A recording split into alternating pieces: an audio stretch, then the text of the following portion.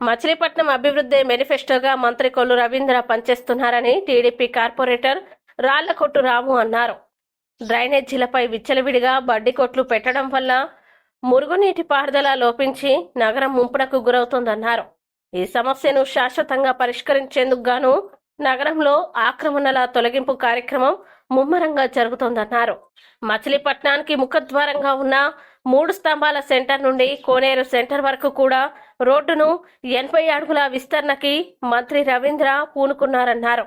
ఎటువంటి పక్షపాతం లేకుండా పార్టీలకి అతీతంగా ఆక్రమణ తొలగింపులు జరుగుతుందని, అందుకు ఉదాహరణ టీడీపీ కార్పొరేటర్ అయినప్పటికీ రోడ్డు విస్తరణలో భాగంగా నా ఇంటిలో కొంత భాగాన్ని అధికారులు తొలగిస్తున్నారని, మచిలీపట్నం అభివృద్ధికి సహకరిస్తున్నానని తెలియజేశారు.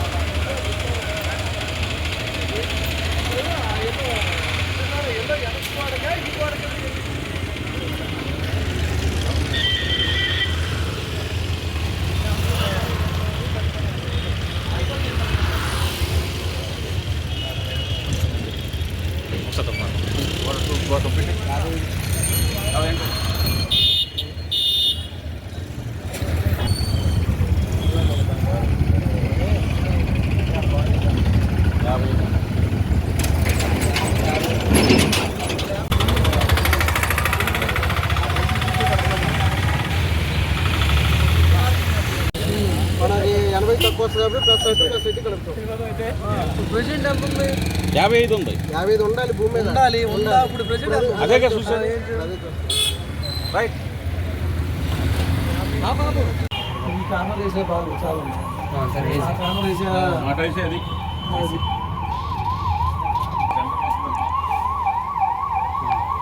పక్కన 12.6 ఒకసారి పెట్టేసాం ఆల్రెడీ. అదే ఇక్కడ 12.6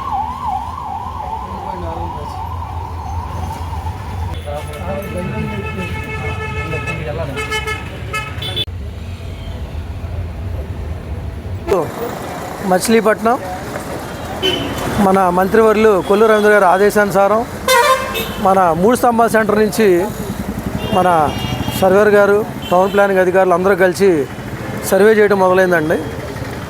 అంటే మొన్న రవి గారు అందరిని పిలిచి కూర్చోబెట్టి మాట్లాడారు. బాబు మచిలీపట్నం ఎప్పుడో వెనకబడిపోయి ఉంది, కొంచెం మీరు స్వచ్ఛందంగా 80 అడుగులు అనుకుంటున్నా నేను, మీ ఒపీనియన్ ఏంటని చెప్పి ప్రతి ఒక్క ఈ రోడ్లో ఉన్న ప్రతి ఒక్కరిని పిలిపించి మాట్లాడారు. అందరూ కూడా అంటే మేమన్నామంటే డెవలప్ చేయడానికి అందరూ కూడా అంగీకారం తెలిపామండి. 80 అడుగులు ఇస్తామని అయితే అన్నాం, కానీ 70కి కొంచెం చెక్ చేసేయండి ఒకసారి, కనుక మీరు ఓ 10 అడుగులు తగ్గితే మేము కూడా కొంచెం సేఫ్ అవుతామని చెప్పడం జరిగింది ఆ రోజు. కానీ ఇక్కడ 70 ఇచ్చినా ఉపయోగం లేదనే ఉద్దేశంతో మన మంత్రివర్యులు కొల్లు రవీంద్ర గారు 80 అడుగులు తీయాల్సిందే అనే ఉద్దేశంతో నిన్నటి నుంచి సర్వే మొదలైందండి.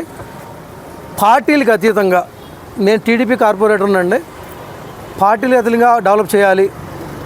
రాము గారు మీరైనా సరే పార్టీలతో సంబంధం లేకుండా ఇవ్వాల్సిందే, మీదైనా సరే ఎన్ని బిల్డింగ్లు ఉన్నా ఎవరైనా సరే. ఇప్పుడు మీరు చూస్తున్నారు కదా, వైండింగ్ మొత్తం రోడ్లు డ్రైనేజ్ మీద ఉన్నాయి, మొత్తం తీసేస్తున్నారు. పార్టీలకు అతీతంగా జరుగుతుందండి ఈరోజు అభివృద్ధి.